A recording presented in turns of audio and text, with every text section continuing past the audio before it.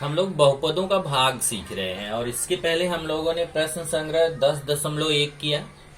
प्रश्न संग्रह 10.1 में हमने जो बहुपदों का भाग सीखा था उसमें एक पदी से भाग देना था, एक पद से भाग देना था। तो यहाँ जरा मैं आपको टेक्स्ट बुक में दिखाता हूँ। ये देखिए जरा, ये हमारा टेक्स्ट बुक है, ये प्रश्न संग्रह 10.1 जिसमें आप देखेंगे तो ये पहला क्वेश्चन है, एक क्वेश्चन है भाग दीजिए भागफल एवं शेषफल की।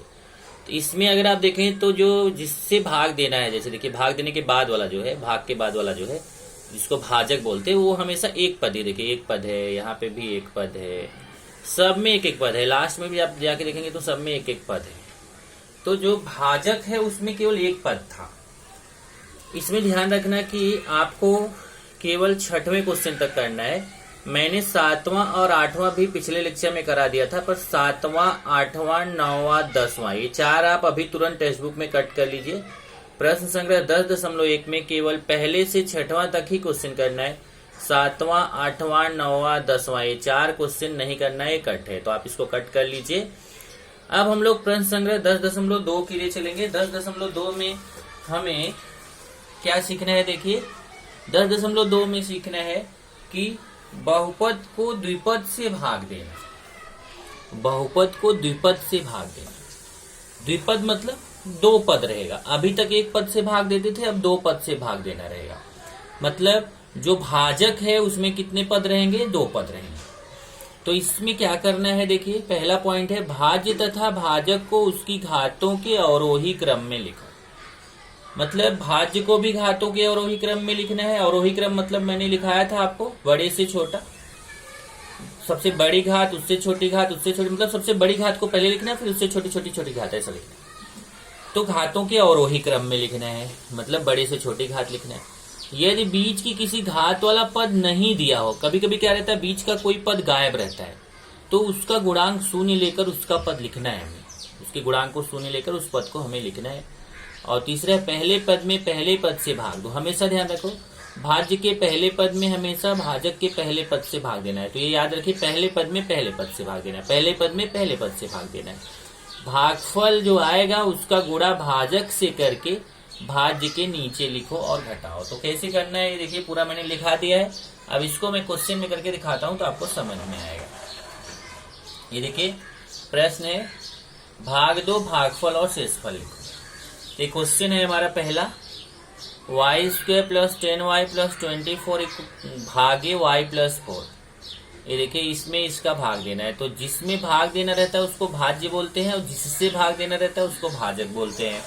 तो भाज्य कौन है, ये हमारा भाज्य है। तो चलिए इसको मैं लिख लेता हूँ, y² + 10y + 24, ये हमारा हो गया भाज्य। और भाज्य को जब आप लिख रहे हो, और भाजक कौन है देखिए y + 4, देखिए ये भाग के पहले वाला जो है इसको भाज्य बोलते हैं, इसी में भाग दिया जाता है। तो y² + 10y + 24 ये भाज्य हो गया। और जिससे भाग देना है इसको भाजक बोलते हैं। किससे भाग देना है, y + 4 से, y + 4 से भाग देना है। तो इसको पहले देख लीजिए कि क्या घातों के अवरोही क्रम में है। तो आप देखेंगे कि इसमें देखिए y की घात कितना है, 2 है। यहाँ पे y की घात कितना है, 1 छिपा रहता है। और यहाँ y नहीं है, इसका मतलब उसकी घात 0 है। तो 2 घात 1 घात 0 घात, देखिए ऐसे 2 1 0 जी। तो सबसे बड़ी घात, फिर उससे छोटी घात, फिर उससे छोटी घात। तो ये अवरोही क्रम में है। तब दूसरा देखेंगे क्या ये भी अवरोही क्रम में है। ये देखिए 1 घात, यहाँ पे y है, यहाँ पे y की घात 1 है, यहाँ पे y नहीं है तो 0 घात है। 1 घात 0 घात, तो सबसे बड़ी घात फिर उससे छोटी घात, तो ये भी अवरोही क्रम में है। तो ये भी घातों के अवरोही क्रम में है, ये भी घातों के अवरोही क्रम में है। तो हमें करने की जरूरत नहीं है। अब हम सीधा भाग देना शुरू करेंगे। अब चलिए पहले भाज्य लिखते हैं, y² +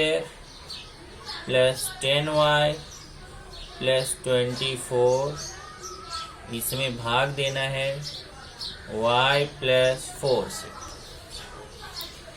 तो देखिए क्या लिखा है, पहले द्विपद, द्विपद से, द्विपद क्यों बोला जा रहा है, देखिए इसमें 2 पद है। जो अभी इसके पहले जब भाग देते थे तो यहाँ केवल एक ही पद होता था, पर इसमें देखिए 1 2, वाई एक पद हो गया, 4 दो पद हो गया, तो 1 2 दो पद से भाग देना, द्विपद से भाग देना है।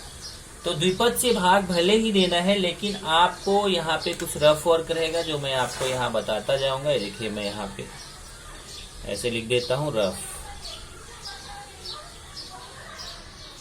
ये मैं यहाँ पे रफ करने चल रहा हूँ, ROUGH रफ। चलो इसको मैं हिंदी में लिख देता हूँ रफ, ये मैं यहाँ पे रफ करने चल रहा हूँ। तो रफ करूंगा कैसे, देखिए तो क्या तरीका है। पहला नियम देखो क्या बताया था, यहाँ से देख लीजिए कि भाज्य तथा भाजक को उसकी घातों के आरोही क्रम में लिखो, हमने लिख दिया।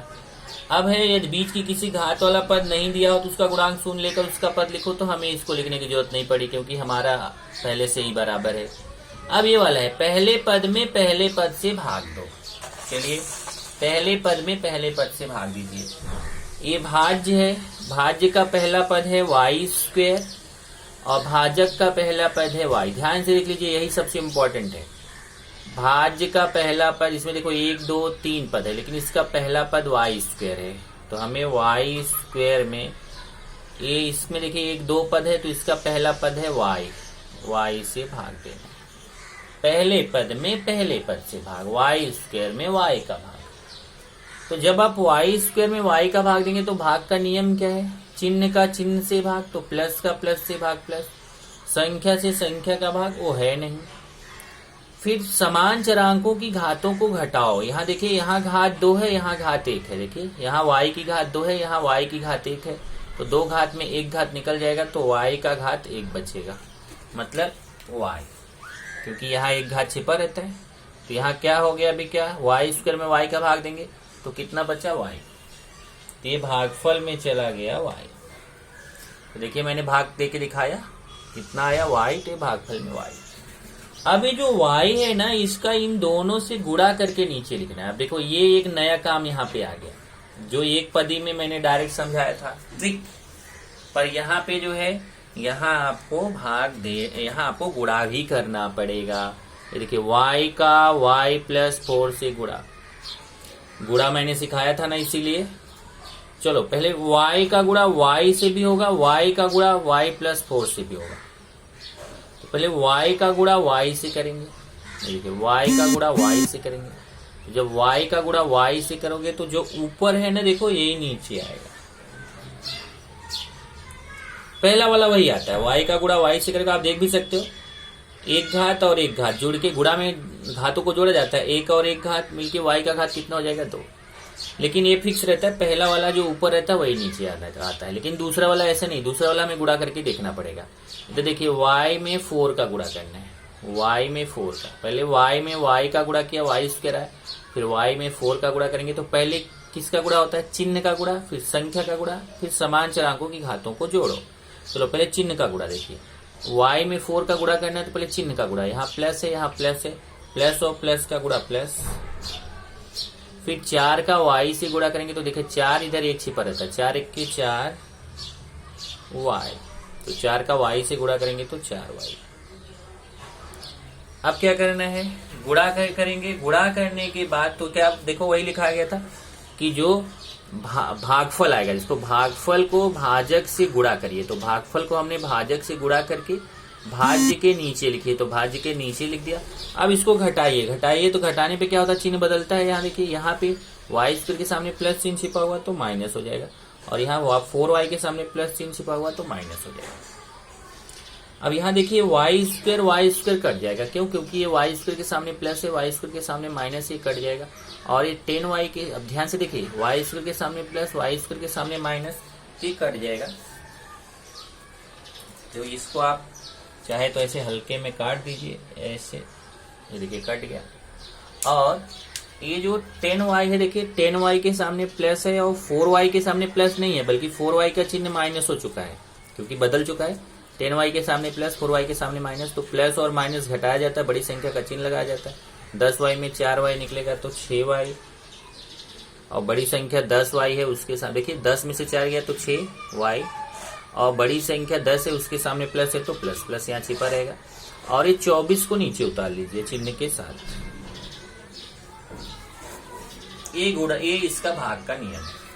अब फिर वही काम आगे कंटिन्यू करना है। देखिए, फिर पहले वाले पद में पहले वाले पद का भाग, वही नियम फिर से, पहले वाले पद में पहले वाले पद से भाग। इसका पहला वाला पद क्या है 6y, इसका पहले वाला पद क्या है y। अब यहां से देखिए y और y कट जाएगा तो कितना आएगा 6 बराबर। तो भागफल में 6, लेकिन 6 के सामने प्लस छिपा हुआ तो यहाँ पे +6। अब ये जो 6 आया ना +6, इसका गुणा y से भी करना है, इसका गुणा 4 से भी करना है और करके यहाँ लिखना है। देखिए ये जो +6 आया ना भागफल में, देखिए +6 आया, यहाँ लिख दिया। अब ये +6 का गुणा y से भी करना है, 4 से भी करना है, यहाँ लिखना है। तो चलिए पहले +6 का गुणा y से करेंगे तो प्लस और प्लस का गुणा प्लस छिपा रहेगा। 6 का गुणा y से करेंगे 6y, देखिए 6 का गुणा y से करेंगे 6y। फिर यही 6 का गुणा 4 से करना है, लेकिन पहले चिन्ह का गुणा, प्लस और प्लस का गुणा प्लस, 6 चौक 24। अब यहाँ प्लस है तो इसका चिन्ह माइनस हो जाएगा, a प्लस है तो इसका चिन्ह माइनस हो जाएगा। देखिए 6y के सामने प्लस है, 6y के सामने माइनस है तो ये कट जाएगा। और यहाँ पे भी 24 के सामने प्लस है, 24 के सामने माइनस है, ये भी कट जाएगा। इस तरीके से आपको यहाँ पे आ जाएगा 0। तो आपको भागफल भी मिल गया, शेषफल भी मिल गया। तो उत्तर में लिखेंगे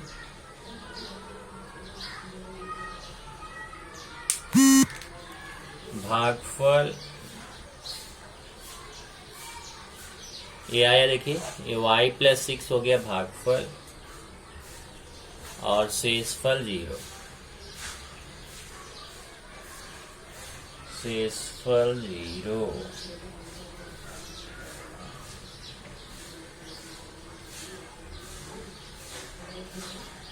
इस तरीके से ये आपका मैंने पहला क्वेश्चन बता दिया है।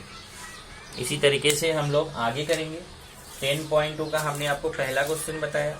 अब यहाँ देखिए मैं आपको दिखा दूं कि 10.2 का पहला क्वेश्चन तो करना है, पर दूसरा और तीसरा कट है। तो आप अपने टेक्स्ट बुक में दूसरा और तीसरा क्वेश्चन कट कर लीजिए, क्योंकि दूसरा और तीसरा नहीं करना है। अभी मैं अगले वीडियो में आपको डायरेक्ट चौथा बताऊंगा।